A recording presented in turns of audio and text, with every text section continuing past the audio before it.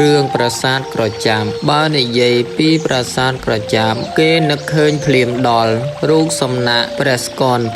នគឺជាទេវៈនៃចម្បាំងដែលកម្ពុជាឈ្នះក្តីហើយត្រូវបានតុលាការអាមេរិករឹបអូសពីឈ្មួញប្រគល់មកឲ្យភាគីកម្ពុជាវិញនាពេលដ៏ខ្លីខាងមុខប្រវត្តិប្រាសាទ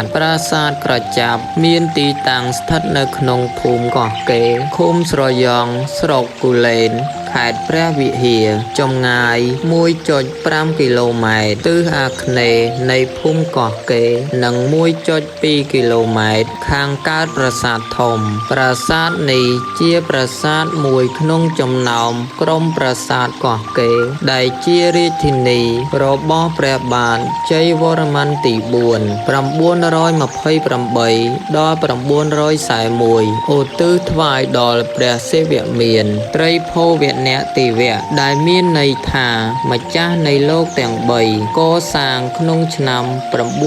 928ប្រាសាទនេះបែរមុខទៅទិសខាងលិចដោយប្រាសាទនាងខ្មៅប្រាសាទលឹងប្រាសាទបន្ទាយពីរជាន់និងប្រាសាទអង្គរវត្តស្ថាបត្យកម្មប្លង់ប្រាសាទក្រចាំដំបូងបំផុតគូរដោយលោកអេជេលុយណេឌីឡាស៊ុងកេបន្តមកទៀតគូរដោយលោកហុងរីប៉ាម៉ុងជេមានចំណុចខ្លះមិនទាន់ស្របគ្នាពោលគឺប្លង់គូដោយលោកអេជេលុយណេឌីឡាសុងកេគូប៉មកណ្ដាលនិងកំពូល4ទៀតមានទំហំប៉ុនគ្នាដោយលោកមិនបានពិនិត្យឲ្យបានត្រឹមត្រូវឬប្រហែលមកពីលោកគូតាមទិន្នន័យដែលគេផ្ដល់ឲ្យចំពោះប្លង់គូដោយលោកហុងរីប៉ាម៉ុងជេប្លង់ប្រាសាទធ្វើយ៉ាងពេញលេញដោយមានកំពែងថ្មបាយក្រៀម2ជាន់ផ្នែកលួយចេញ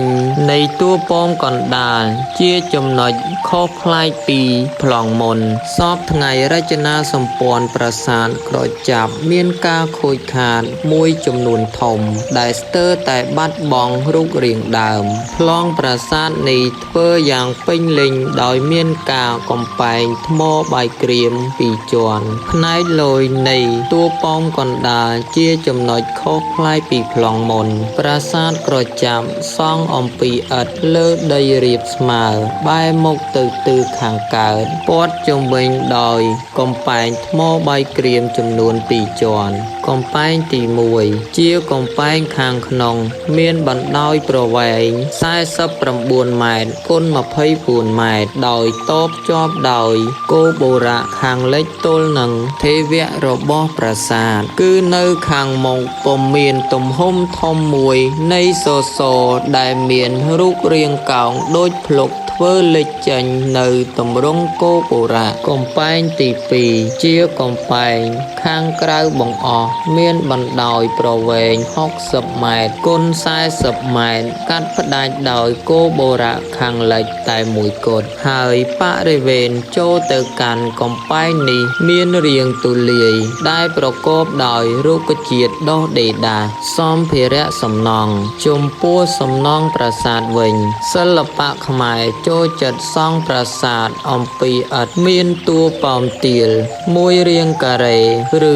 អដ្ឋកោណ8ជ្រុងហើយបែរមុខទៅទិសខាងកើតចំពោះគ្រឹះទាលធ្វើអំពីថ្មបាយក្រៀមចាប់តាំងពីសតវត្សទី7រីឯថ្មភក់ប្រើសម្រាប់មេទ្វារតែប៉ុណ្ណោះក៏ប៉ុន្តែនាសម័យក្រោយមកកែស្ថាបនាតួប៉មឥដ្ឋលើកខឿនតែមួយធម្មតានៅចន្លោះសតវត្សទី9ដល់សតវត្សទី10តួប៉មប្រាសាទសង់អំពីឥដ្ឋនិងថ្មភក់នៅបន្តដូចគ្នាជាកំណត់អាយុកាលសម្ភារៈពីការវិវត្តពីថ្មឥដ្ឋទៅថ្មភក់ផ្តែទ្វារគឺជាសមត្ថភាពមួយក្នុងការតបតែងលម្អនៃស្ថាបត្យកម្មសម្រាប់ដាក់លើទ្វារក្នុង នៃផ្តែរនៃប្រាសាទក្រចាប់ធ្វើអំពីថ្មភក់ដែលមានរាងចតុកោណមានតួនាទីជាកម្រហោជាងស្ថិតនៅលើស៊ុមទ្វារនិងទ្រដោយសសរពេជ្រមួយគូផ្តែរក្រចាប់មានចម្លាក់លម្អជាក្បាច់ប្រមូលស្លឹកឈើរាងដូចដងធ្នូដេកនៅភាគកណ្ដាលនៃផ្តែរមានរូបទេពឈរដោយដៃទាំងពីរបួងសួងចុងស្លឹកឈើចំណែកផ្តែរភាគខាងក្នុងផ្នែកនៃកណ្ដាលមានចម្លាក់រាហូហើយផ្នែកសងខាងលម្អដោយចង្វាក់ក្បាច់មូលនិងកម្រងស្លឹកឈើសសរពេជ្រក្នុងរចនាបថកោះកេរមានរាង8ជ្រុងលំនាំប្រហាក់ប្រហែលនឹងរចនាបថបាខែងនៅប្រាសាទក្រចាប់មានសសរពេជ្រសរុបទាំងអស់ចំនួន22ដុំតែនៅសពថ្ងៃមានសសរពេជ្រខ្លះរលំក្បាច់ខ្លះនិងខ្លះទៀតត្រូវបានបាត់បង់អស់តួសសរនីមួយចែកចេញជា8ផ្នែកមានរាងប៉ោងបន្តិចនៅតាមជ្រុងហៅថាពេជ្រជ្រុងអមដោយទម្រង់ក្បាច់ពងត្រីនិងកង់តូចរាង8ជ្រុងព័ទ្ធជុំវិញសសរជាក្បាច់ស្លឹកឈើដែលមានលក្ខណៈដូចត្របកផ្កាឈូកអង្គរខ្លះមានកងច្រើនទៅលើសសរដូចស្លឹកឫស្សីសសរផ្អោបក្រៅពីសសរពេជ្រឃើញមានសសរផ្អោបជាផ្នែកមួយយ៉ាងសំខាន់ក្នុងវិស័យស្ថាបត្យកម្មខ្មែរដែលស្ថិតនៅជា3មេទ្វារអមសងខាងច្រកចូលដោយឡែកនៅក្នុងបរិវេណប្រាសាទក្រចាប់សសរផ្អោបភាគច្រើនពុកផុយបាក់បែកទ្រង់ទ្រាយដើមពុំមានក្បាច់សសរសឡើយគឺមិនអាចធ្វើឲ្យយើងសិក្សាបានគ្រប់គ្រាន់តែស្នាក់ស្នាមសសរហោជាង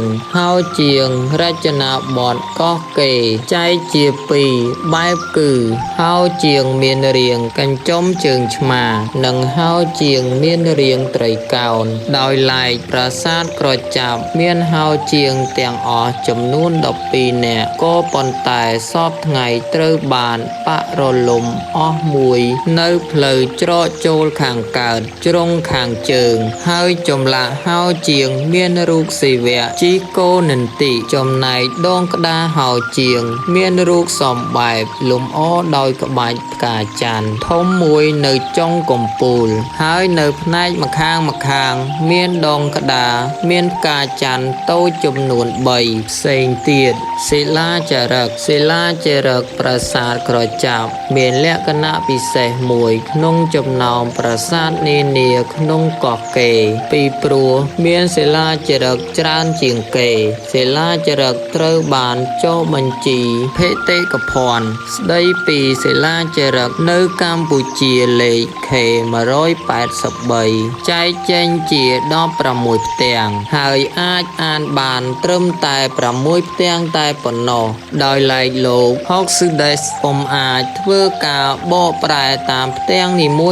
យនោះទេលោកបកប្រែសរុបបញ្ចូលគ្នាព្រោះគាត់យល់ថាសិលាចារឹកទាំងនេះចារឡើងដដែលហើយក៏មានភាពស្មុគស្មាញច្រើនដោយសារសំណេរនិយាយពីឈ្មោះស្រុកនិងមនុស្សហើយវាជាទិន្នន័យយ៉ាងសំខាន់បំផុតសម្រាប់ធ្វើការសិក្សាវិភាគពីសន្តាននាមឋានរណ្ដរនាមតួអក្សរព្រះនាមរបស់ព្រះរាជាក៏ដូចជាអាយុកាលនៃសិលាចារឹកលេខ K183-1 សិលាចារឹកនេះស្ថិតនៅគោបូរៈខាងលិចសសរម្ដុំខាងកើតមុខខាងកើតចុះបញ្ជីដោយលោក Hoxudes ច្រឡំទីតាំងថានៅមុខខាងកើតសិលាចារឹកប្រាសាទក្រចាប់មាន28បន្ទាត់ចុះកាលបរិច្ឆេទឆ្នាំ928 គ្រិស្តសករាជចារនៅលើសសរផ្នែកខាងលើត្រូវបានបាក់បែកមួយចំណែកចំផ្នែកកណ្ដាលត្រូវបានប្រេះធ្វើឲ្យមានស្នាមកោងនៅខាងក្រោមរីឯទម្រង់អក្សរលំនាំប្រហែលសិលាចារឹករាជធានីហរិហរាល័យផ្ដើមដោយឃ្លាគ្រីសិទ្ធី ស្វាសតិជយៈមានន័យថាសេរីសួស្តី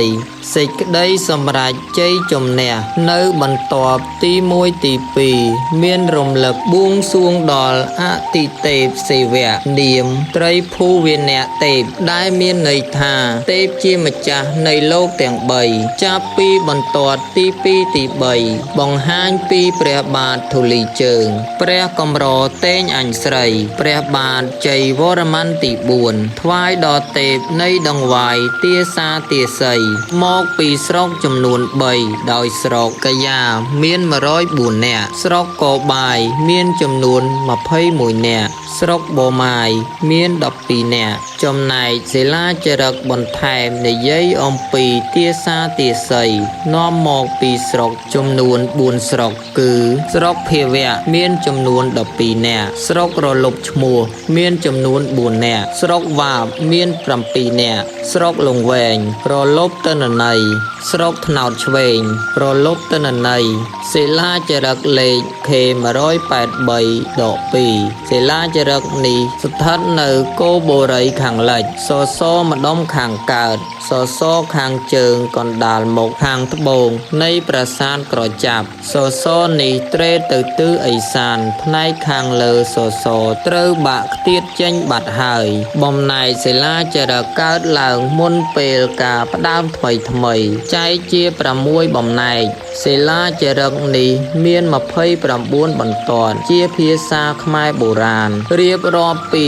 ដង្វាយទាសាទាសីមកពីស្រុកចំនួន5មានដូចជាស្រុកកភវៈស្រុកកវាបស្រុកថ្នោតឆ្វេងនិងមួយទៀតមិនស្គាល់ថ្វាយដល់ប្រាសាទក្រចាប់ការធ្វើកំណាយបុរាណវិទ្យាសាស្ត្រនៅថ្ងៃពុធទី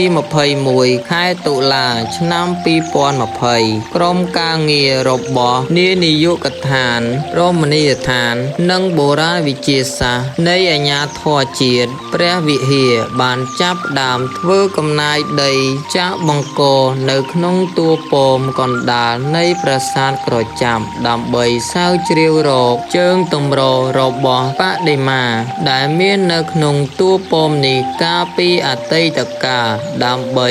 ទៀងផ្ទាត់ជាមួយនឹងបដិមានានាដែលបានរកឃើញជាបន្តបន្ទាប់ធ្វើការប្រមូលទិន្នន័យពាក់ព័ន្ធដូចជាទីតាំងបដិមាបាទសូមអរគុណមានកន្លែងខ្វះខាតសូមមេត្តាខន្តីបៃតងបាទរឿងភ្នំជើងព្រៃនៅស្រុកជើងព្រៃខេត្តកំពង់ចាមខាងជើងថ្នល់ជាតិលេខ6ត្រង់ខាងកើតផ្សារផ្អាវប្រមាណ3គីឡូម៉ែត្រដែលមានផ្លូវលំមួយចូលទៅខាងជើងប្រមាណ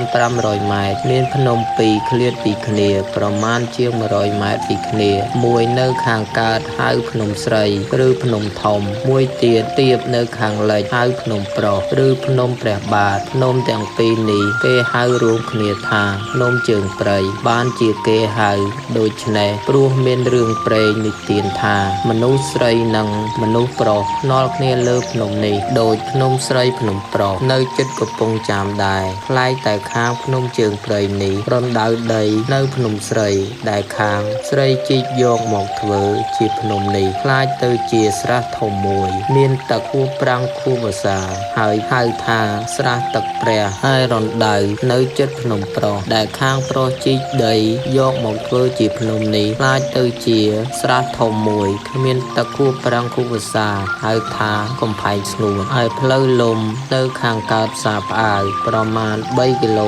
ម៉ែត្រដែលបែកពីថ្នល់ជាតិកាត់ទៅភ្នំជើងព្រៃនេះជាផ្លូវរាបស្មើថេងរថយន្តតូចធំចេញចូលបានស្រួលស្រះទឹកព្រះនេះស្ថិតនៅទិសឦសានភ្នំស្រីឬភ្នំធំចម្ងាយប្រមាណ100គីឡូទំហំប្រមាណជាង100គីឡូម៉ែត្រ4ជ្រុងជម្រៅប្រមាណជាង10ម៉ែត្រទន្ទឹងខ្នងលើនៃមាត់ស្រះជុំវិញ5ម៉ែត្ររាបស្មើថេង សពថ្ងៃនៅល្អនៅឡើយមានទឹកថ្លាឆ្វេងជាទីអាស្រ័យនៃពួកមច្ឆាជាតិហើយមានទាំងបៀលរុក្ខជាតិនានាដុះពាសពេញស្រះនោះផងបញ្ចេញផ្កាពីស្គូស្គាយទេដាស់អាចប្រៀបទៅនឹងបឹងតូចមួយបានក៏ជាទីមនោរម្យក្រៃពេកដល់អ្នកទស្សនាអត់មានពួកអ្នកនេសាទណាមួយហ៊ានទៅចងសន្ទូចទៅប្របក់ឬទៅដាក់លបលាយអ្វីក្នុងស្រះនោះឡើយដោយគេខ្លាចរអាគ្រប់គ្នាសូម្បីតែបន្លែបង្ការនិងផ្លែផ្កានៃរុក្ខជាតិផ្សេងមានផ្កាឈូកជាដើមក៏គេហាមកូនចៅគេមិនឲ្យបេះបោចសោះឡើយស្រះនេះពីដើមគេហៅថាស្រះទឹកព្រះដូចជំរាបខាងដើមដែលសពថ្ងៃគេហៅថាទឹកព្រះបានជាគេហៅថាទឹកព្រះព្រោះទឹកថ្លាណាស់ហើយនៅពេលដែលគេត្រូវការឡើងទៅលើភ្នំនោះម្ដងដោយមានការធ្វើក្តីដោយទស្សនាក្តីគេតែងតែយកដបថូកែវផ្តិលទុកទៅដងទឹកក្នុងស្រះនោះយកទៅស្រង់ព្រះនៅលើកំពូលភ្នំពុំដែលខានពាក្យថាទឹកព្រះបានដិតជាប់នឹងមាត់អ្នកស្រុកដែលនៅចិត្តទីនោះគ្រប់គ្នាពេលណាគេត្រូវការតាមគោក្របីដែលបាត់ឬត្រូវការទៅរកអស់គេតែងតែសួរគ្នាថារកឃើញនៅខាងណាទឹកព្រះឬទៅរកអស់ខាងណាទឹកព្រះបុរាណវត្ថុនានាដែលមាននៅបរិវេណនៃភ្នំនោះបែកបាក់ទៅក៏ច្រើននៅសល់ក៏ច្រើនដែលនៅសល់សពថ្ងៃគឺព្រះពុទ្ធរូបចូលនិព្វានព្រះពុទ្ធរូបទ្រង់ព្រះភ្នែនទ្រង់គ្រឿងឈរនឹងស្នាមព្រះបាទព្រះពុទ្ធរូបទ្រង់ព្រះភ្នែនមានកម្ពស់ជាង1 ម៉ែត្របែរព្រះភ័ក្ត្រទៅទិសអាគ្នេយ៍ប្រតិឋាននៅក្នុងគុកគុហានមួយជាមួយព្រះពុទ្ធរូបគ្រឿងឈរនិងស្នាមព្រះពុទ្ធបាទព្រះពុទ្ធរូបនិព្វានព្រះកេសបែរទៅទិសបូរព្រះភ័ក្ត្របែរទៅទិសឧត្តរញញឹមស្រស់ប្រតិឋាននៅក្នុងសាឡុងមួយប្រក់សង្ឃសីដែលជន់ចន់ក្រោយសាងថ្វាយនៅទិសនិរតីនៃគុកកុងហ៊ានដែលសង្កល់ភោជនីវត្ថុទាំងនោះទ្រទ្រង់ក្រំគ្រាណាស់ទៅហើយអ្នកចូលចិត្តទៅនាំសក្ការៈបូជាព្រះក្នុងកុងហ៊ាននោះដែលមានចិត្តព្រួយបារម្ភក្រែងបាក់ធ្លាក់សង្កត់លើខ្លួននៅលើមាត់ទ្វារខាងលិចនិងខាងកើតនៃគុកកុងហ៊ាននោះមានសាលាចារឹកយ៉ាងច្បាស់លាស់អ្នកមើលពីចម្ងាយទៅសង្កល់ថាអក្សរខ្មែរអ្នកចេះអក្សរខ្មែរសម័យបច្ចុប្បន្នមើលពុំបានអានពុំចេញដូចម្ដេចឡើយព្រោះជាអក្សរខ្មែរបុរាណហើយរណ្ដៅក្តីដែលបែរខាងប្រុសជីកយកមកធ្វើជាភ្នំហើយคล้ายទៅជាស្រះមួយធំឈ្មោះកំផែងស្ងួតនោះមានទំហំប្រមាណ100 ម៉ែត្រ4ជ្រុងស្មើជម្រៅប្រមាណជាង10 ម៉ែត្រស្ថិតនៅបែរខាងកើតធៀបខាងត្បូងនៃស្រះទឹកព្រះរបស់ពួកខាងស្រីដែលមានទឹកខួបប្រាំងខួបវស្សាព្រោះកំផែងស្ងួតនោះស្ងួតមិនស្គាល់ប្រាំងវស្សាទេទោះបីខែវស្សាមានភ្លៀងធ្លាក់ច្រើនយ៉ាងណាក៏ទឹកមិនដក់នៅក្នុងស្រះនោះដែរតែកាលណាភ្លៀងរាំងភ្លាមក៏រីងស្ងួតពួតទឹកអស់មួយរំពេចហាក់ដូចជាមានរន្ធយ៉ាងធំបង្ហូរទឹកចេញគួរឲ្យឆ្ងល់ណាស់ស្រះទាំងពីរគឺខាងស្រីនិងស្រះខាងប្រុសនេះត្បិតនៅចម្ងាយពីគ្នាមិនដល់100 ម៉ែត្រផងបដិចក៏ស្រះមួយខាងស្រីមានទឹកពេញហៀហូរខួបប្រាំងខួបវស្សាហើយស្រះមួយទៀតខាងប្រុសក៏បែរជាស្ងួតហួតហែងទៅវិញតាមចាស់នៅចិត្តស្រះនោះនិទានថាបានជាស្រះខាងប្រុសស្ងួតដូច្នេះព្រោះត្រូវបណ្ដាសាដែលពួកខាងស្រីដាក់ឲ្យពួកខាងប្រុសនៅខាងទិសពីយប់ចិត្តស្រះទឹកព្រះមានកូនស្រះមួយតូចទំហំប្រមាណជាង5 ម៉ែត្រ4ជ្រុងស្មើជម្រៅប្រមាណជាង4 ម៉ែត្រឬ5 ម៉ែត្រគេហៅថាស្រះលៀងជើងចាស់ដំណើរថា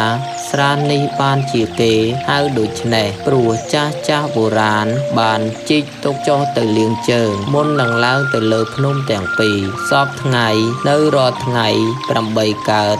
815កើត14 15រោចជាថ្ងៃសិលពួកពុទ្ធបរិស័ទនៅភូមិផ្អើលខ្លះភូមិជើងព្រៃខ្លះភូមិទំនប់ច្រកភ្នំខ្លះគេតែងនិមន្តព្រះសង្ឃឡើងទៅលើភ្នំនោះដើម្បីធ្វើកិច្ចសមាទានសិលកាលបើគេសមាទានឧបោសថសិលហើយខ្លះក៏ត្រឡប់មកលំនៅឋានវិញខ្លះក៏នៅអស់រយៈពេលមួយថ្ងៃនោះតល្ងាចខ្លះទៀតក៏នៅរហូតអស់រយៈពេលមួយថ្ងៃមួយយប់ទើបវិលមកលំនៅរបស់អាត្មាវិញអ្នកដែលនៅអស់រយៈពេលមួយថ្ងៃមួយយប់នោះគឺគេធ្វើសមាធិកម្មដ្ឋានលុះព្រឹកឡើងគេធ្វើចង្ហាន់ប្រគេនព្រះសង្ឃកិច្ចបំពេញទានក្នុងវេលាព្រឹកនោះទៀតអ្នកដែលបានធ្វើចង្ហាន់ប្រគេនព្រះសង្ឃនោះគេធ្វើតែសម្លបួសមិនធ្វើសម្លត្រីសាច់ទេដោយជឿថា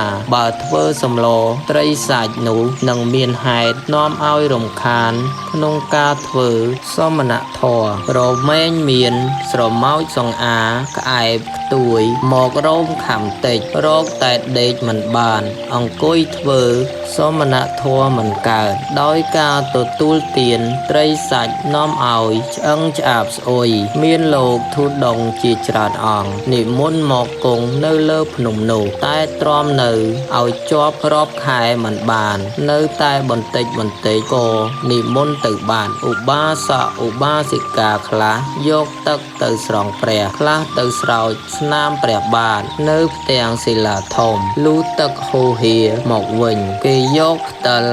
ឬចានត្រង់យកមកចាក់ដាក់ដបទុកយកទៅផ្ទះផ្ញើកូនផ្ញើចៅគ្រាន់បានលុបមុខនិងទទួលទានជាដើមនេះជាជំនឿម្យ៉ាងរបស់អ្នកដែលឡើងទៅសុំសិលលើភ្នំក្រៅអំពីបុរាណវត្ថុដូចបានរៀបរាប់មកហើយនេះនៅមានបុរាណវត្ថុខ្លះទៀតជាផែនថ្មទាំងគេហៅថាកៃនាងទាវដែលសពថ្ងៃឃើញនៅតែកប៉ុណ្ណោះព្រោះបាក់បែកខ្លះសឹងលុបបាត់ខ្លះទៅហើយតាមព័ត៌មានអ្នកស្រុកនៅទីនោះថាការបារាំងទៅនៅទីនោះវាបានគាយកកៃនាងទាវនោះទៅធ្វើជាចណ្ដើរចុះទៅស្រះខាងស្រីនៅលើភ្នំស្រីពីខាងមុខមានផែនថ្មស្នាមជើងមនុស្សអ្នកស្រុកហៅថាដានជើងតាប្រេងខាងលើភ្នំនេះត្រង់ជ្រុងឦសានមាននេតិដីរៀបស្មើថេងស្អាតបាតគេហៅថាកន្លែងខុនឆាំងតតសីខាងទិសបច្ចឹមគូហ៊ានមានរូងថ្មមួយប៉ុនប្រាក់រៀលពីដើមគេល្មមដាក់ប្រាក់រៀលចុះគេថារុនថ្មនោះជារុនលូតាប្រេងដែលគាត់តែងតែលេងនៅពេលល្ងាច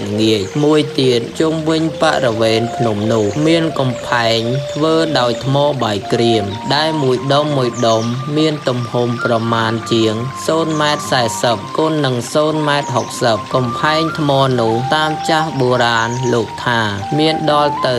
7ជាន់សុទ្ធសឹងជាថ្មដែលជាស្នាដៃនៃបុព្វបុរសខ្មែរយើងកសាងបន្ថែមជាខាងក្រោយជំនាន់លោកយមរាជសង្ហៈដើម្បីការពារអសន្តិសុខឬការពារអ្វីយ៉ាងរបស់លោកជំនាន់នេះកំផែងនេះបាក់បែកជាច្រើនទៅហើយតែនៅសល់ក៏ច្រើនដែរអ្នកទស្សនាអាចសន្តានបានថាមាន7ជាន់មែនភ្នំជើងព្រៃជាទីប្រតិស្ថាននៃបុរាណវត្ថុនានាមានស្រះទឹកព្រះជាដើមដូចរៀបរាប់មកខាងលើនោះសពថ្ងៃបានខ្លាចទៅជារមណីយដ្ឋានមួយសម្រាប់អ្នកទេសចរនានាពិសេសសម្រាប់ជនជាតិខ្មែរយើងដែលនៅក្នុងស្រុកជើងព្រៃនិងស្រុកព្រៃឈរទាំងរាទាំងនិមឺនទៅលេងកំសាន្តសប្បាយនៅរដូវចូលឆ្នាំឬនៅក្នុងដំណាច់ខែចែកប៉ុន្តែភាគច្រើនគេចូលចិត្តទៅលេងនៅថ្ងៃដាច់ខែចែកម្នាក់គេរងចាំតែដល់ដាច់ខែចែកថ្ងៃណាគេនឹងបាននាំគ្នាទៅលេងនៅភ្នំជើងព្រៃនេះដោយរីករាយគេទៅដោយយានជំនិះផ្ទាល់ ខ្លួនដូចជាតូចក្រយានតូចក្រយានយន្តរទេះគោរទេះក្របីឬរថយន្តក៏មានជួលតូចក្រយានសណ្ដោង Vespa កង់3ឬជួលរថយន្តឈ្នួលក៏បាននៅពេលនោះមានយានផ្សេងចតទម្រាបត្រៀតត្រានិងកែរនីត្រាបរាប់ពុំបានមនុស្សអ៊ូអប្រជ្រៀតគ្នារកម្លប់រៀងខ្លួនខ្លះដែលបានឡើងទៅលើភ្នំហើយក៏នាំគ្នាត្រឡប់មកវិញខ្លះដែលទៅតែនឹងទៅដល់ក៏ប្រញេប្រញាប់ឡើងទៅលើភ្នំបណ្ដើរគ្នាទៅទាំងប៉ុន្មានម្នាក់គេមានទឹកដបនិងផ្កាទៀនធូបដើម្បីចូលទៅស្រង់ព្រះនិងធ្វើសក្ការៈបូជាចំពោះព្រះពុទ្ធរូបទាំងនោះកាលបានធ្វើសក្ការៈបូជាហើយខ្លះក៏ច្រៀងរំវង់ខ្លះស្រស់ស្រោមម្ហូបអាហារខ្លះគេលេងអង្គុញខ្លះលេងឈូងខ្លះលេងល្បែងផ្សេងតាមពួកតាមក្រុមនៅក្រោមម្លប់ឈើជាពិសេសនៅក្រោមម្លប់ដើមស្វាយជាជួររហូតដល់ល្ងាចត្រជាក់ទើបគេនាំគ្នាត្រឡប់មកគេហដ្ឋានរៀងខ្លួនវិញអ្នកដែលទៅលេងកំសាន្តក្តីទៅមានការក្តីគេតែងតែប្រយ័ត្នពីរយ៉ាងគឺ1នៅលើភ្នំនោះមានខ្ទមតូចមួយស្ថិតនៅក្រោមដើមសំរោងមួយដើមជាខ្ទមអ្នកតាក្រហមកអ្នកតានោះពូកែណាស់អ្នកស្រុកគេហៅថាអស់លោកភ្នំពីដើមអ្នកចេះមន្តអាគមស្រីមានពួរធំអ្នករាជការអ្នកមានបណ្ដាសាដើរកាត់មុខមិនបានតែហ៊ានដើរកាត់មុខជាសាបមន្តអាគមរលូតកូនធ្លាក់បនសាអំខានប៉ុន្តែសពថ្ងៃថយរិទ្ធអំណាចខ្លះទៅហើយតែទោះបីជាថយរិទ្ធខ្លះក៏គេនៅប្រយ័ត្នដែរទី2គេមិនហ៊ានដេញស្វាដែលនៅលើដើមសំរោងជាកូនចៅរបស់អ្នកតាក្រហមកនោះទេបើដេញវាយនឹងត្រូវទទួលគ្រោះថ្នាក់ដោយហើមដៃហើមជើងហើមខ្លួនយ៉ាងដំណំសូមជម្រាបថាបើត្រូវការលេងកំសាន្តនៅជើងព្រៃសូមអញ្ជើញទៅនៅដំណាច់ខែចែកទើបបានសប្បាយបាទសូមអរគុណនៅកន្លែងខ្វះខាតសូមមេត្តាខន្តីបៃតងរឿងវត្តសំពៅ5វត្តសំពៅ5ស្ថិតនៅលើខ្ពង់រាបនៃភ្នំបូកគោដែលសពថ្ងៃនេះរាជការបានតែងតាំងជាទីក្រុងទេសចរណ៍មួយយ៉ាងសំខាន់សម្រាប់យកខ្យល់អាកាសស្អាតស្អំនៅមាត់សមុទ្រភ្នំនេះស្ថិតនៅក្នុងពួកភ្នំកំចាយពីដើមនៅក្នុងឃុំកោះតូចស្រុកកំពតខេត្តកំពតប៉ុន្តែសពថ្ងៃគេកាត់ចេញដោយឡែកជាបុរីមួយដោយមានការគ្រប់គ្រងពិសេសដោយចេញពីខេត្តកំពតសពថ្ងៃទីក្រុងថ្មីនេះបានរៀបចំជាថ្មីឲ្យទាន់សម័យហើយផ្លូវថ្នល់ដែលលូនក្រវិចក្រវៀនតាមចង្កេះភ្នំកាត់ជ្រោះភ្នំឡើងទៅកាន់ខ្ពង់បបតានេះក៏បានក្រាលថ្មចាក់ជ័រយ៉ាងស្អាតបាតរថយន្តតូចគ្រប់ធុនបើកបរបានគ្មានលំបាកទេលើកលែងតែរថយន្តធំវែងបើកបរពុំបានត្បិតបត់បែនពុំកើតព្រោះផ្លូវនេះកលិចកលុកពេកផ្លូវឡើងនេះមានចម្ងាយចាប់តាំងពីត្រង់បែកចេញពីផ្លូវជាតិលេខ3ផ្លូវកំពតទៅវារិញទៅមាន32គីឡូប៉ុន្តែដោយផ្លូវបត់បែនហើយត្រូវឡើងជាដរាបផងរថយន្តបើកពុំសូវបានលឿនប៉ុន្មានទេពីដើមខ្ពង់រាបបូកគោជាកន្លែងយកខ្យល់អាកាសសម្រាប់ជនជាតិអឺរ៉ុបដែលជាអាណាព្យាបាលស្រុកយើងគឺលោកត្រង់ស្វាបូរវាំងជារេស៊ីដង់ស៊ូប៉េរីយើនៅប្រទេសកម្ពុជាយើងបានចាក់សាងហើយសម្ពោធជាផ្លូវការកាលពីឆ្នាំ1925កាលពីសម័យកសាងនោះដោយទ្រង់យល់ថាបារាំងរៀបចំធ្វើទីសំណាក់អាស្រ័យយកធាតុត្រជាក់សម្រាប់ពួកគេដូច្នេះព្រះមហាក្សត្រខ្មែរយើងក៏ព្រះអង្គទ្រង់ព្រះតម្រិះដល់ព្រះពុទ្ធសាសនាភ្លាមដែរគឺព្រះអង្គទ្រង់សាងអារាមមួយដោយមានកូនវិហារតូចមួយនិងចេតិយមួយឡើងដែរសំណង់វត្តនេះតាំងនៅលើដីខ្ពស់ជាងកំពូលភ្នំក៏មានផែនថ្មធំ នៅពីពេញចម្លែកជាងគេគឺផែនថ្មជាបន្ទះមានទំហំបណ្ដោយប្រមាណជាង10ម៉ែត្រនិងកម្ពស់ប្រមាណជិត10ម៉ែត្រដែរទ្រង់ទ្រាយផែនថ្មនេះមានភាពសម្បែបខ្ពស់ត្រទង់នៅឃើញរូបភាពនៃថ្មទាំង5ផែននេះមានសន្តានដូចជាសំពៅ5កំពុងបើកក្តោងហើយការកសាងវត្តនេះក៏ត្រូវធ្វើនៅជាប់ផែនថ្មនេះទៀតទើបអ្នកផងហៅទីនេះតាមសន្មតថាវត្តសំពៅ5កាលបើបានឈ្មោះនេះហើយអ្នកផងក៏ប្រឌិតបានជារឿងព្រេងមួយឡើងដែលដកស្រង់ពីរឿងមានស្រាប់មកហើយគឺរឿងព្រះថោងនាងនាគនោះឯងមានដូចតទៅនេះក្នុងកាលកន្លងយូរមកហើយពីកាលនោះមានស្ដេចខ្មែរយើងមួយអង្គព្រះនាមព្រះថោងរឿងដើមនៃក្សត្រអង្គនេះគឺព្រះអង្គជាព្រះអង្គម្ចាស់មួយព្រះអង្គមានការតូចប្រ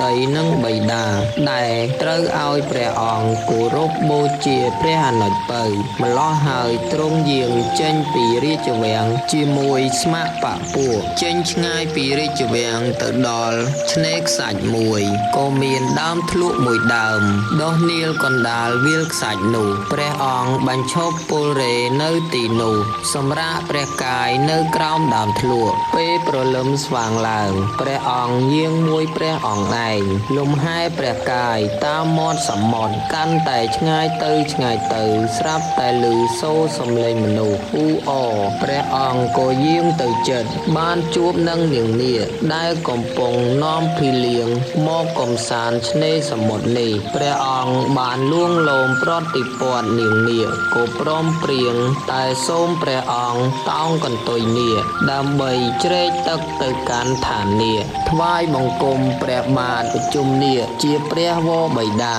លុះព្រះអង្គតាមព្រះនាងទៅដល់ឋានប្រជុំនាគអស់រយៈពេល7ថ្ងៃក៏សូមលាព្រះបិតាក្មេកនាំមហេសីមកឋានមនុស្សវិញកាលនោះព្រះបាទប្រជុំនាគក៏បានរៀបចំប្រដាប់ប្រដាជាទ្រព្យតម្លៃចំនួន5សំពៅដើម្បីដង្ហែព្រះរាជបុត្រមកគ្រប់គ្រងរាជនៅមនុស្សលោកសំពៅទាំង5នេះបើកក្តោងសំដៅទៅដល់មាត់សមុទ្រជាយដែនប្រទេសហើយក៏ចូលចតទម្រាបគ្នារើប្រដាប់ប្រដាចេញពីសំពៅហើយដឹកជញ្ជូនយកទៅ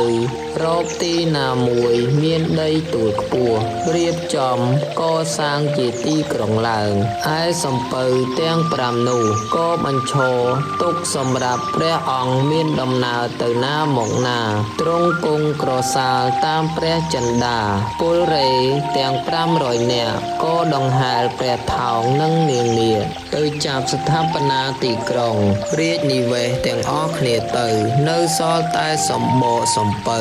លុះអស់កាលជាយូរលង់មកហើយឆ្នេរសមុទ្រក៏ចេះតែស្រុតស្រកឆ្ងាយទៅដីក៏កាន់តែដុះខ្ពស់ឡើងសំពៅទាំង5នោះក៏គឿងជាប់នឹងច្រាំងហើយយូរទៅក៏រឹងជាថ្មលិចបាត់តួសំពៅទៅក្នុងដីនៅសល់តែក្តោងទាំង5ដែលគេឃើញសពថ្ងៃនេះហើយជារឿងព្រេងដែលអ្នកស្រុកប្រឌិតភ្ជាប់នឹងស្ថានភាពវត្តនៅលើភ្នំបូកគោប៉ុន្តែបើមើលតាមការសើជ្រាវវិញវត្តនេះពុំមែនជាវត្តបុរាណណាស់ណាទេគឺជាវត្តថ្មីមួយដែលព្រះករុណាព្រះបាទសម្ដេចព្រះស៊ីសុវត្ថិមុនីវង្សព្រះចៅប្រទេសកម្ពុជាទ្រង់កសាងឡើងកាលពីគ្រិស្តសករាជ1924គឺនៅពេលដែលរាជការអាណាព្យាបាលបារាំងគេស្ថាបនាទីតំបន់បូកគោធ្វើជាទីលំហែសម្រាប់យកខ្យល់ត្រជាក់តាមធាតុអាកាសស្រុកអឺរ៉ុបកាលនោះរាជការបារាំងគេក៏បានថ្វាយចំពោះព្រះករុណាជាម្ចាស់ជីវិតនៅទីកន្លែងមួយសម្រាប់ព្រះអង្គស្ថាបនាជាព្រះរាជដំណាក់មួយនៅបូកគោនោះដូច្នេះហើយព្រះអង្គក៏ផ្ដួចផ្ដើមព្រះតីកសាងជាវត្តមួយនេះឡើងដោយជ្រើសរើសយក កដីទួលដែលជាប់នឹងផែនថ្ម5សន្លឹកធំនោះសង់ជាព្រះវិហារមួយតូចតែស្អាតស្អំនិងចេតិយតូចមួយទៀតពីមុខព្រះវិហារនេះហើយសន្មត់យកនាមាភិថីថាវត្តសំពៅ5គឺយកតាមលំនាំទីកន្លែងទួលនោះដែលមានសន្លឹកផែនថ្មធំដូចជាក្តោងសំពៅ5ផ្ទាំងស្ថិតនៅត្រង់នោះស្រាប់សពថ្ងៃបូកគោជាទីមនោរម្យមួយសម្រាប់ទេសចរធ្វើដំណើរទៅលំហែកាយសម្រាកកាយនៅពេលដែលឈប់សម្រាកម្លោះហើយវត្តសំពៅ5ក៏ទៅជារមណីយដ្ឋានមួយដែលគេស្គាល់ច្រើនដែរបាទសូមអរគុណនឹងកន្លែងខ្វះខាតសូមមេត្តាខន្តីពេកតហុំបាទរឿងអ្នកតាក្រហមកអ្នកតាក្រហមកស្ថិតនៅភូមិមហារាជសពថ្ងៃគេហៅថាភូមិឈើទាលសង្កាត់បឹងត្រាញ់ស្រុកសំរោងខេត្តតាកែវអ្នកតានេះមានខ្ទមធ្វើពីឈើប្រក់ស្លឹកចិញ្ចៀងក្តារអ្នកស្រុកទើបនឹងសង់អាស្រមថ្មីមួយទៀតដោយស៊ីម៉ង់នៅទន្ទឹមគ្នានឹងខ្ទមចាស់ពីមុននៅពីខាងក្រោយអាស្រមមានដំបូកហើយមានដើមឈើដុះសពទ្រពតាំងនៅលើដីទួលមួយខ្ពស់ដែលអ្នកស្រុកនិយមហៅថាលោកតាភូមិលោកតាម្នាក់និយាយថាអ្នកតានេះមិនដឹងជាមានពីកាលណាមកទេគាត់កើតឡើងដឹងក្តីកាលណាក៏ឃើញអ្នកតានេះតែម្ដងប្រហែលជាកើតមានពីត្រឹមសម័យដែលមនុស្សមកតាំងទីលំនៅភូមិមហារាជនេះអ្នកតានេះមានឥទ្ធិពលលើអ្នកស្រុកភូមិនេះណាស់ចេះជួយថែរក្សាក្តីសុខនិងជួយរកអយុត្តិធម៌ឲ្យអ្នកស្រុកភូមិទៀតផងសម័យដើមកាលបើមានរឿងរ៉ាវផ្សេងកើតឡើងរវាងអ្នកភូមិឬមានការឆ្លោះតោះតែងគ្នាជាដើមគេតែងទៅប្តឹងស្បត់ចំពោះមុខអ្នកតានោះរៀបរាប់តាមដំណើររឿងរៀងខ្លួនហើយមានសូត្រពាក្យសម្បត្តិ5ធានទៀតផងគូវិនាស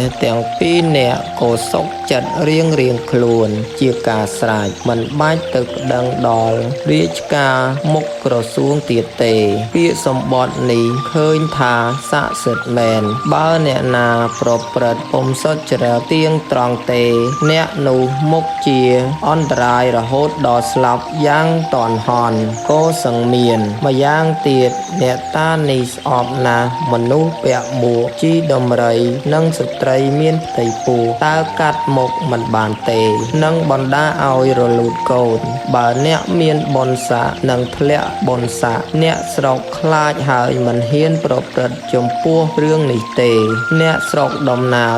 តគ្នាមកថាប្រមាណជាង40ឬ50ឆ្នាំកន្លងទៅហើយមានតាចាស់ម្នាក់ឈ្មោះង៉ែតប្រពន្ធឈ្មោះលឿងផ្ទះគាត់នៅចម្ងាយប្រមាណ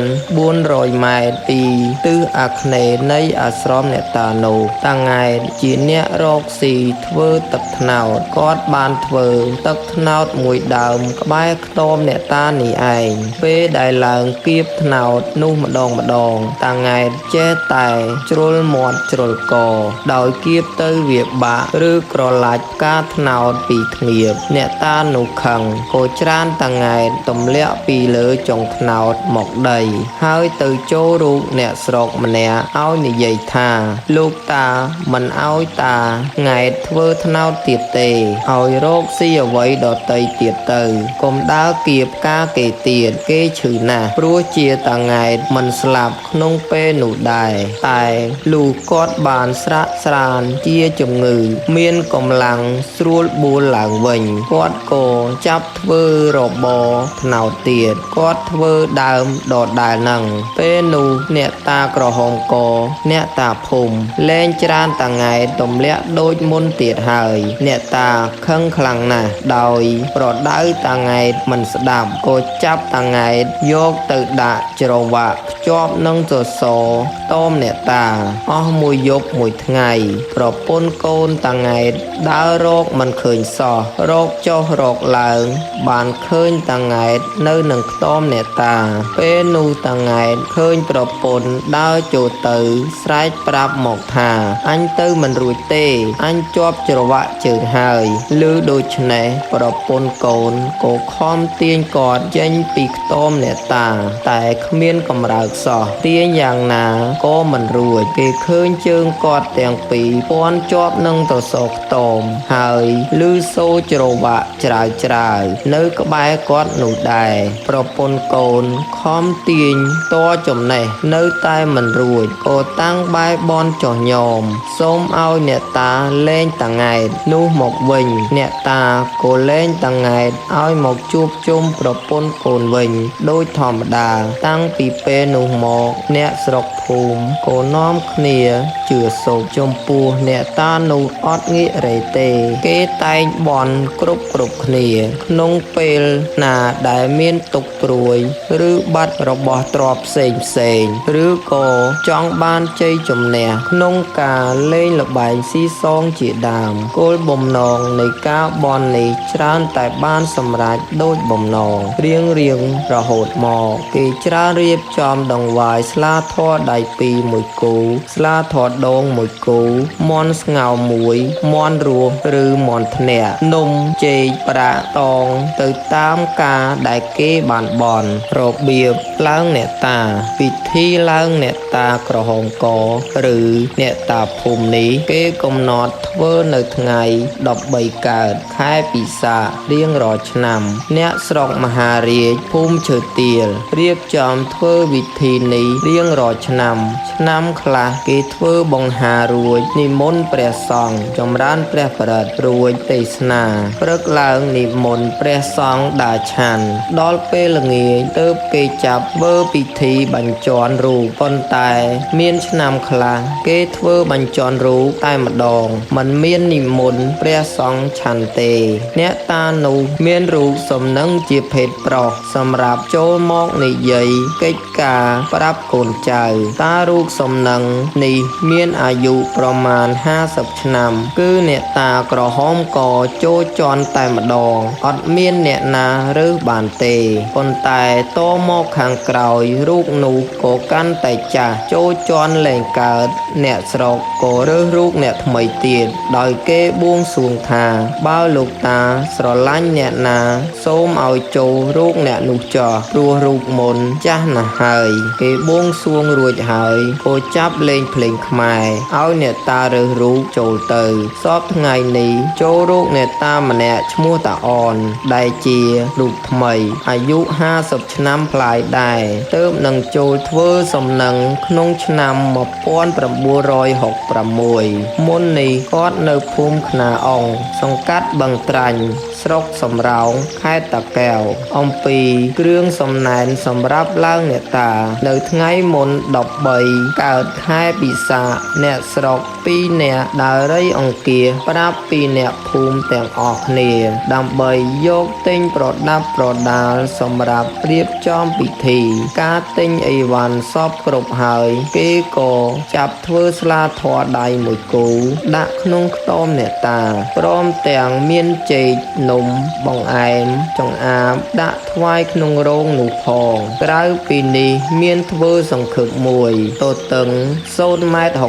បណ្ដោយ1.20 ម៉ែត្រនៅក្នុងសង្ឃឹកនោះគេដាក់ស្រូវអង្ករពោតសណ្ដែកល្ងអំបិលប្រហុកប្រាក់កាក់ដែលអ្នកស្រុកគេយកមកដាក់ស្រូវអង្ករគេដេរស្បោងតូចច្រកគ្រប់គ្នាយកមកដាក់ក្នុងម្នាក់មានស្រូវ1បាវអង្ករ1បាវប្រាក់1រៀលបាយសម្លសម្រាប់ដាក់លើសង្ឃឹកនិងបាយសម្លសម្រាប់ពួកអ្នកលេងភ្លេងបរិភោគគេធ្វើជ្រូកមួយដាក់លើស្ពកនិងមាន់ស្ងោរ1គូបង្អែម1គូចង្អាប1គូគ្រប់មុខសុទ្ធតែ1គូទាំងអស់ពេលមួយប្រវែង1ហិកតារាងចាក់តកោនកែងស្មើក្នុងពេលគេដាក់បាយសម្ល ចេកនំគ្រប់មុខអីវ៉ាន់ដែលមានពេ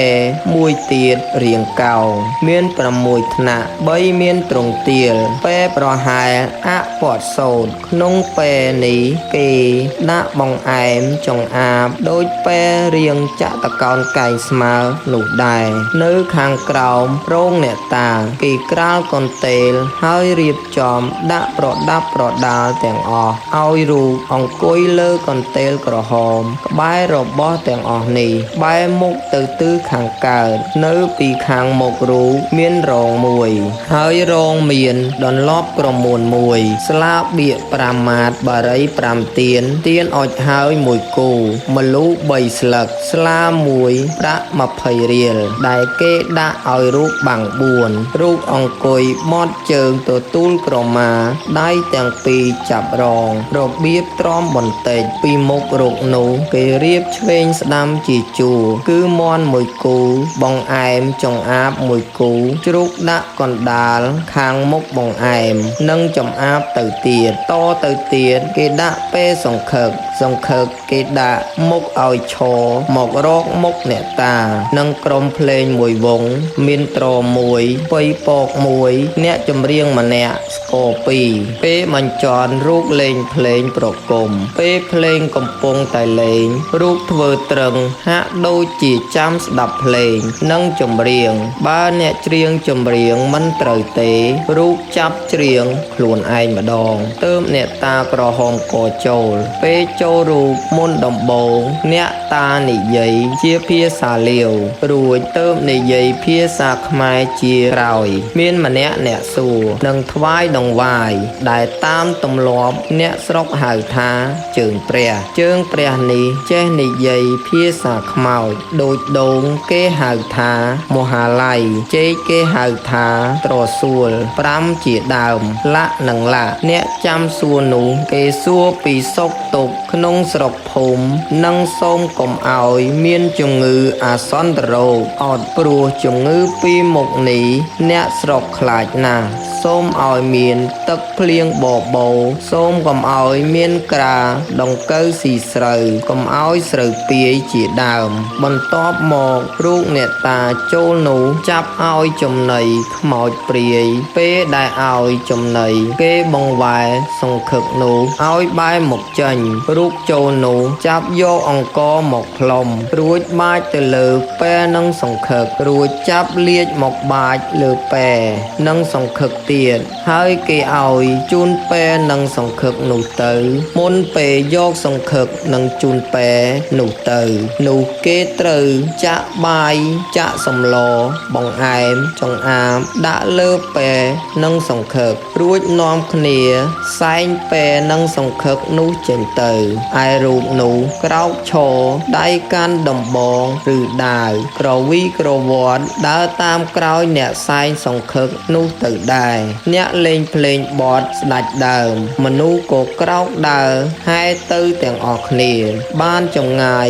50ម៉ែត្រឬ100ម៉ែត្ររូបត្រឡប់មកវិញអ្នកសែងសង្ឃឹកភ្លេងនិងអ្នកហែទៅទាំងអស់ចេះតែហែទៅមុខទៀតបានចម្ងាយប្រហែល500ម៉ែត្រទើបដាក់សង្ឃឹកនិងពេងចោលភ្លេងក៏ឈប់លេងអ្នកហែត្រឡប់មកវិញឯប្រដាប់ប្រដាល់នៅលើសង្ឃឹកទាំងប៉ុន្មានត្រូវអ្នកសែងនោះចាត់ការគឺមាន់ស្ងោជ្រូកគេបេះតែស្លឹកត្រចៀបន្តិចក្បាលបន្តិចជើងកន្ទុយដាក់លើសង្ឃឹកនោះទៅ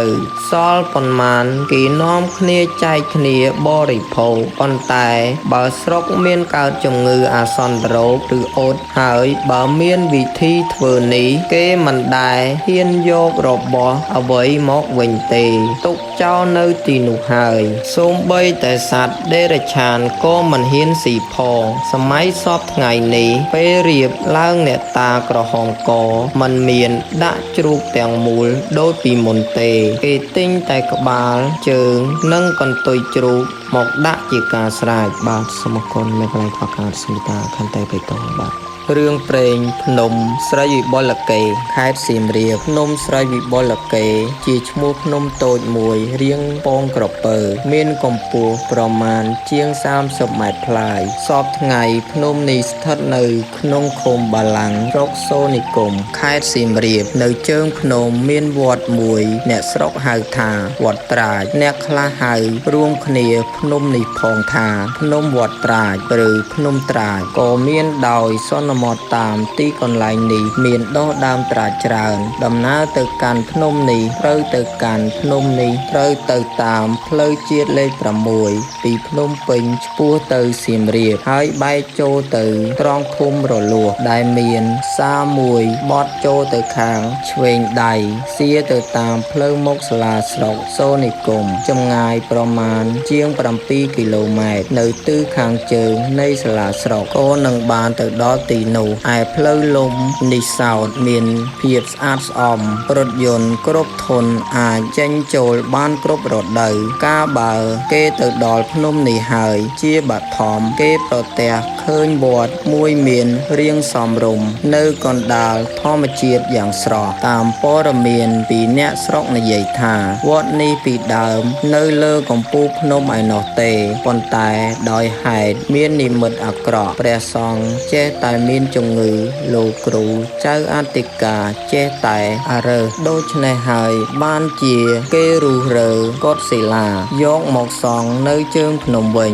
កាលពីរវាង40ឆ្នាំមុននេះទុកតែព្រះវិហារមួយនៅលើកំពូលភ្នំរហូតមកមានតែជណ្ដើរពីរទេស្រួលឡើងទៅកាន់កំពូលភ្នំនេះគឺជណ្ដើរខាងលិចនិងខាងជើងនៅក្បាលជណ្ដើរខាងលិចមានថ្លោងជ្វាថ្មបែបរចនាខ្មែរបុរាណហើយមានចម្លាក់រូបផ្សេងនៅជាប់នឹងថ្មនោះផងជាពិសេសគឺនៅនឹងផ្ទៃបណ្ដារូបចម្លាក់ទាំងអស់នោះមានរូបមួយតាក់ទងនឹងរឿងព្រេងប្រចាំភ្នំនេះគឺរូបមនុស្សប្រុសដេកទ្រាំមឈូសដែលយើងនឹងអធិប្បាយរឿងនេះជាហោហែទៅខាងមុខនៅពីមុខព្រះវិហារមានរាងប្រាសាទបាក់បែកដែលមានគង់នៅជាប្រាង្គតូចមួយជាមួយគំនរថ្មដែលធ្លាក់ប្រគិញប្រកងគ្នារុះរាយនៅជុំវិញនោះនៅក្នុងប្រាង្គសិលានេះគេមានឃើញមានដង្កល់សេវលឹងនិងយោនីអូម៉ាភវតីដែលឥឡូវនេះមានធូលីហោមព័ទ្ធដោយសារគ្មានអ្នកណាគោរពបូជាដោយការពីចំនួនដើមឡើយចិត្តប្រាង្គសិលានេះទៀតមានចេតិយចាស់ជាច្រើនតំណងជាសាងឡើងរាប់រយឆ្នាំមកហើយដែរតែពុំមែនស្រកកគ្នានឹងប្រាង្គសិលាទេគឺក្រោយមកជាច្រើនទសវត្សរ៍ព្រោះបែបរចនារបស់ខ្មែរជំនាន់ក្រុងឧដុង្គក្រុងលង្វែកប៉ុណ្ណោះតាមអ្នកស្រុកឲ្យព័ត៌មានបន្ថែមថាពីដើមនៅចំពីមុខព្រះវិហារមានរូបថ្មមួយធំជារូបមនុស្សស្រីដេកអាក្រាតខ្លួនអ្នកស្រុកសន្មតហៅថារូបនាងសន្ទុមាដែលមានហិទ្ធិឫទ្ធិខ្លាំងក្លាណាស់ចាស់ដំណើរថាបើនរណាមួយដើរទៅមកកាត់មុខនេះហើយមិនបានគោរពបូជាទេរូបនេះនឹងធ្វើឲ្យចុកពោះឈឺថ្ងាសផ្សេងមួយរំពេចហេតុនេះហើយបានជាមកដល់សម័យលោកចៅអធិការព្រះនាងសៅជាង40ឆ្នាំហើយលោកឲ្យគេកោះរើយករូបនេះទៅបោះចោលនៅឯក្នុងព្រៃខាងកើតព្រះវិហារចម្ងាយប្រមាណជាង500ម៉ែត្រចាប់តាំងពីពេលនោះមករូបនេះក៏លែងបានរគុណដល់អ្នកស្រុកភូមិទៀតទៅតែអ្នកស្រុកមិនដែលហ៊ានទៅដល់ក្នុងព្រៃចំកន្លែងថ្មចោលនោះឡើយដូចនេះព្រៃម្ដុំនោះក៏คล้ายទៅជាព្រៃហោឋានរហូតមកឥឡូវយើងងាកបែរទៅអធិប្បាយអំពីរឿងព្រេងម្ដងរឿងព្រេងនេះយើងស្រង់យកតាមសេចក្តីឲ្យការរបស់លោកគុយហួតនៅស្រុកសូនិគមសៀមរាបដោយផ្សំជាមួយការចងចាំនៃអ្នកស្រុកខ្លះទៀតដែលយើងបានស៊ើបសួរផ្ទាល់មានសេចក្តីដំណើរថាព្រះមហាក្សត្រមួយព្រះអង្គព្រះនាមព្រះបាទយូកេក្រុងរាជនៅដែនសឹមភលីមានអគ្គមហេសីព្រះនាមសុវណ្ណមាលាព្រះអង្គមានព្រះទ័យប្រកបដោយផលល្អណាស់ថ្ងៃមួយមានក្សត្រប្រទេសជិតខាងមួយព្រះអង្គព្រះនាមភូ មោវិលោរាជាមានសេចក្តីលោភលន់ចង់ពង្រឹងអាណាចក្រក៏លើករិពលមកប្រាថ្នាវាយដណ្ដើមយកទ្រព្យសម្បត្តិក្រុងសឹមពលីនេះព្រះរាជាដែនកោសេមពីទ្រង់ជ្រាបហើយក៏នាំព្រះមហេសីដែលកំពុងមានគភ៌ផងភៀសព្រះអង្គចេញពីព្រះរាជវាំងទៅគង់នៅក្នុងព្រៃឆ្ងាយទុករាជសម្បត្តិថ្វាយទៅព្រះបាទភូមោវិលោរាជាចោះសេចក្តីសម្រេចដូច្នេះមកពីព្រះអង្គទ្រង់ឆ្វេងយល់ថាបើទ្រង់គង់នៅតសង្គ្រាមនឹងបណ្ដាឲ្យស្លាប់អ្នកស្រុកច្រើនអនេកមិនខានហេតុនេះទ្រង់ភៀសចេញពីព្រះអង្គឯងនិងព្រះរាជពហិតាទៅទុកឲ្យរាជប្រជាសុខសាន្តត្រានដូច្នេះព្រះបាទភូមោវិលោរាជាក៏គ្រប់គ្រងរាជសម្បត្តិលើដែនកោសុំពលីនេះទៅចំណែកព្រះបាទយូកេនិងព្រះអគ្គមហេសីទ្រង់យាងភៀសព្រះអង្គទៅក្នុងព្រៃត្រង់តំបន់ភ្នំតូចមួយគឺភ្នំស្រីពីបុលកេនេះឯងប៉ុន្តែមិនបានសុខសាន្តត្រានឡើយពពួករិពលព្រះបាទភូមោវិលោរាជាគេតាមមកចាប់ព្រះអង្គបាននៅពេលដែលទ្រង់យាងរកផ្លែឈើមើមឈើធ្វើព្រះស្ងោយគេនាំយកព្រះអង្គទៅបង្ខាំងទុកឯក្នុងប្រទេសខ្លាចក្រែងព្រះអង្គទៅបង្កបានបពពួកវាយដណ្ដើមយករាជវិញពេលនោះព្រះអគ្គមហេសីក៏ទ្រង់នៅត្រមោចត្រមង់មួយអង្គឯងណាមួយទ្រង់ពោផ្ទៃចិត្តគ្រប់ខែផងមិនយូរប៉ុន្មានព្រះនាងក៏ប្រសូតព្រះរាជបុត្រនៅកណ្ដាលព្រៃបានព្រះរាជបុត្រមួយមានព្រះភ័ក្ត្រស្រស់បោះព្រះរូបឆោមសមរម្យដូចព្រះបិតាដោយសារតែព្រះរូបឆោមល្អឆើតនេះព្រះនាងក៏ថ្វាយព្រះនាមរាជឱរសនេះថាស្រីវិបុលកេចំណេរតមកព្រះជន្មប្រមាណ15ឬ16ឆ្នាំព្រះរាជកុមារតែងតែសាកសួររកជារឿយរកព្រះបិតាព្រះវររាជមាតាក៏និទានរឿងរបស់ខ្លួនឲ្យរាជបុត្របានជ្រាបសពគ្រប់កាលបើទ្រង់ជ្រាបថាវរៈបិតាទ្រង់គង់ព្រះជន្មនៅឡើយហើយកំពុងតែជាប់ក្តីនៅក្នុងកណ្ដាប់ដៃសត្រូវដូច្នេះព្រះរាជកុមារក៏សូមលាព្រះមាតាទៅតាមរកមួយរំពេចប៉ុន្តែព្រះនាងទ្រង់ខត់យ៉ាងម៉ឺងម៉ាត់ព្រោះខ្លាចរាជបុត្រមានគ្រោះថ្នាក់ដល់អាយុជីវិតទៀតទោះបីព្រះមាតាខត់យ៉ាងណាក៏ទ្រង់រាជកុមារនៅតែទទួចលុះត្រាតែព្រះមាតាព្រមបើកឲ្យទៅដោយប្រគល់នៅព្រះពស្ត្រសម្រាប់រាជដែលមានជាប់មកនឹងព្រះអង្គឲ្យទៅព្រះរាជបុត្រដើម្បីសម្រាប់បង្ហាញជាសង្កល់ឲ្យស្ដេចបិតាទ្រង់ជឿថានេះពិតជារាជបុត្រហើយព្រះនាងផ្ដាំបន្ថែមទៀតថាចូលកូនទៅកុំឲ្យហួស7ថ្ងៃបើកំណត់7ថ្ងៃហើយកូនមិនឃើញមកវិញទេម្ដាយនឹងបែកទ្រូងស្លាប់មិនខានព្រះរាជកុមារថ្វាយបង្គំលាព្រះមាតារួចស្រេចក៏មនី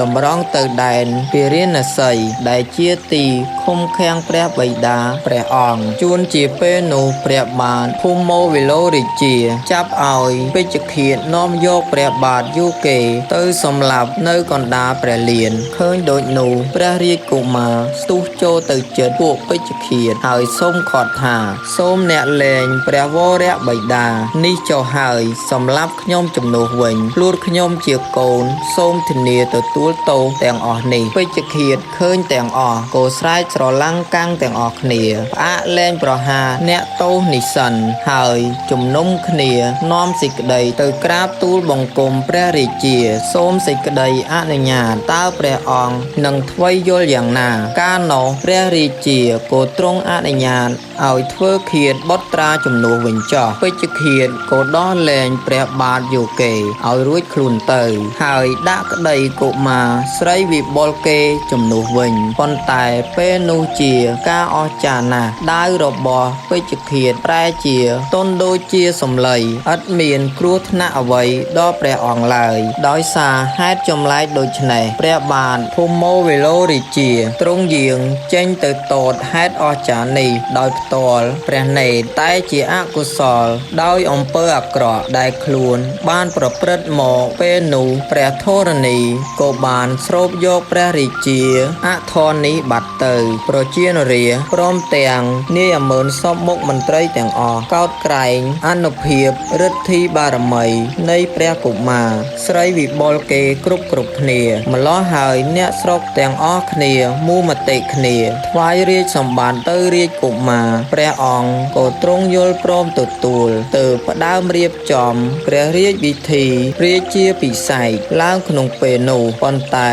នៅក្នុងរាត្រីស្ងាត់ព្រះរាជកុមារក្រាបទូលព្រះវររាជបិតាអំពីបណ្ដាំរបស់មាតាដែលទ្រង់ផ្ដាំថាកុំឲ្យហួស7ថ្ងៃឥឡូវយប់នេះគម្រប់ទី7ហើយព្រះបាទយោគេនិងស្រីវិបុលគេក៏ទ្រង់យល់ព្រមព្រៀងគ្នាលួចភៀសព្រះអង្គចេញពីវាំងអត់ឲ្យពពួកមន្ត្រីដឹងឋានឡើយចេញផុតពីវាំងហើយទ្រង់ខំយាងដោយព្រះបាទទាយ៉ាងលឿនកាត់ព្រៃឆ្លងវាលស្រោតកាត់សំដៅទៅកាន់ទីដែលព្រះនាងសុវណ្ណមីលាគង់នៅដោយសារផ្លូវលំបាកហើយមានចម្ងាយឆ្ងាយផងព្រះរាជដំណើរនេះត្រូវប្រព្រឹត្តទៅអស់រយៈមួយយប់មួយថ្ងៃហេតុនេះហើយទម្រាំតែទៅដល់ព្រះនាងដាច់ខ្យល់ផុតហួសទៅហើយព្រះរាជកុមារនិងព្រះបិតាទ្រង់រន្ធត់ព្រះទ័យយ៉ាងខ្លាំងព្រះអង្គក៏រៀបចំបូ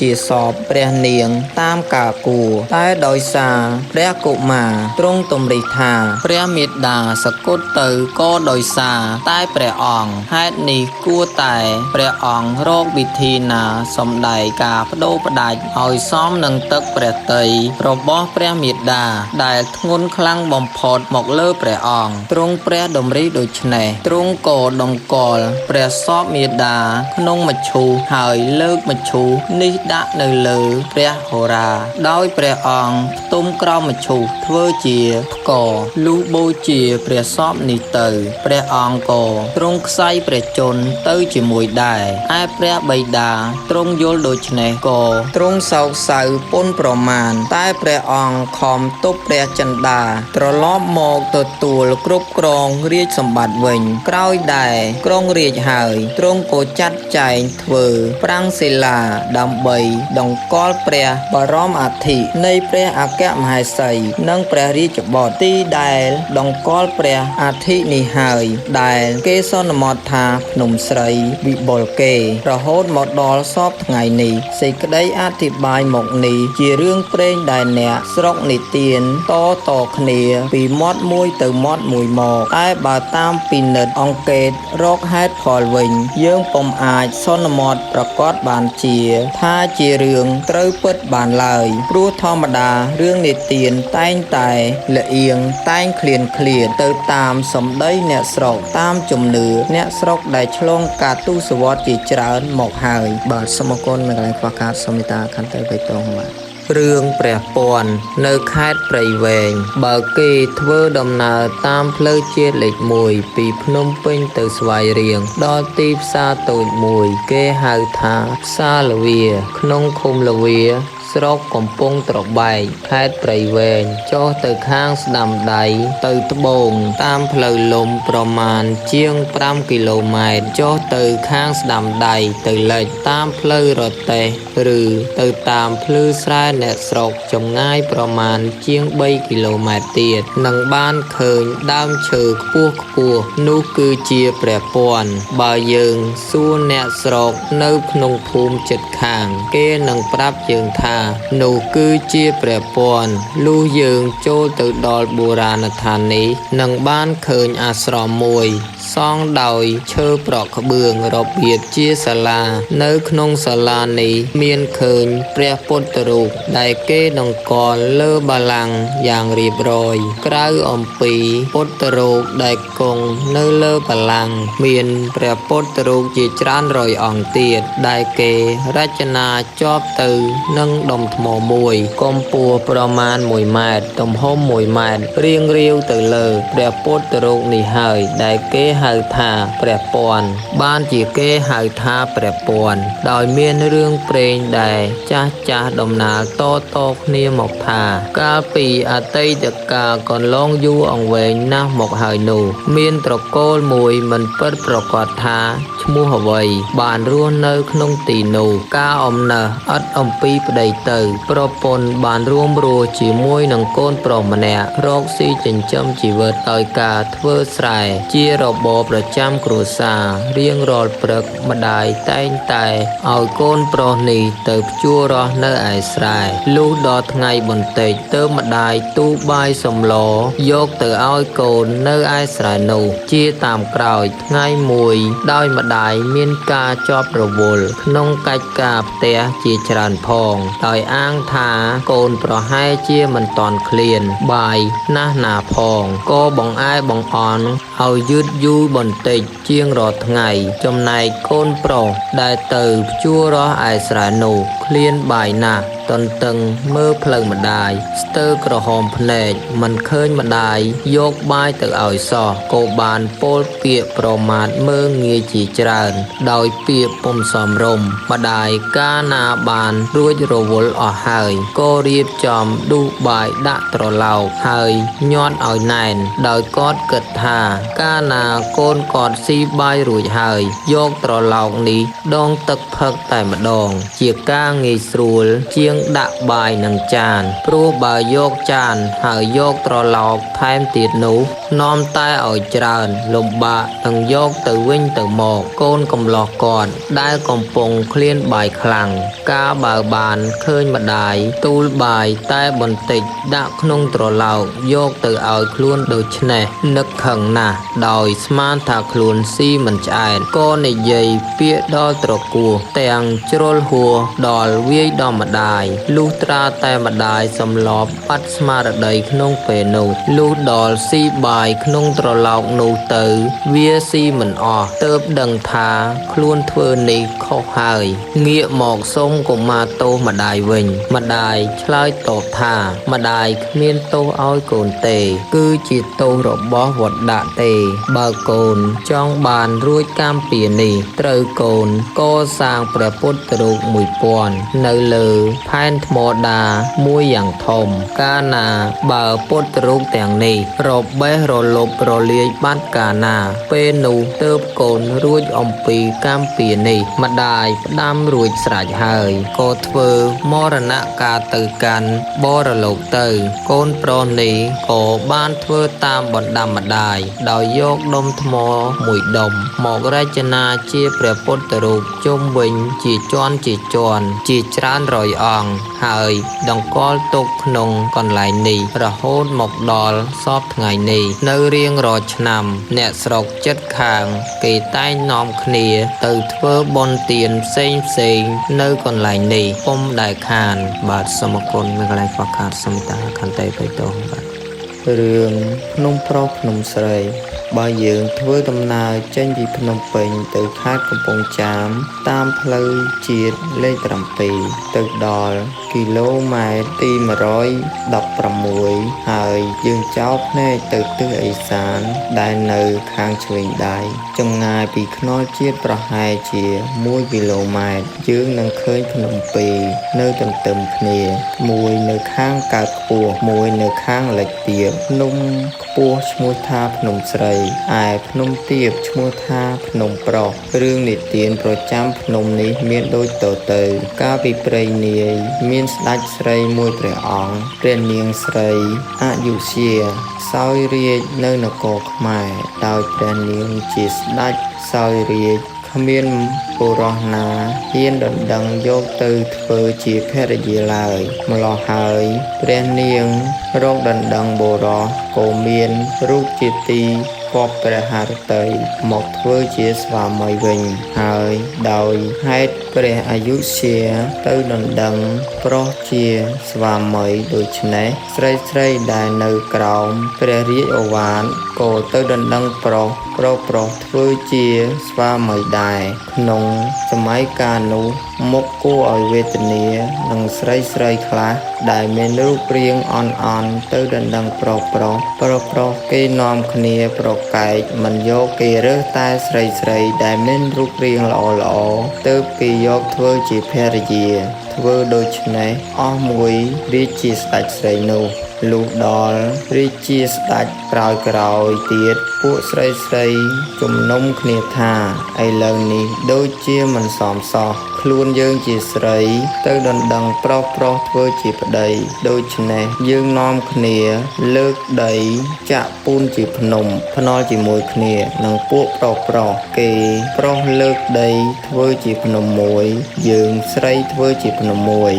ភ្នាល់គ្នាបើប្រុសចាញ់យើងត្រូវឲ្យប្រុសទៅដណ្ដឹងយើងជាស្រីវិញលុះគិតដូច្នេះហើយក៏នាំគ្នាទៅបបួលពួកបុរសធ្វើភ្នំចុះខសន្យាភ្នាល់គ្នា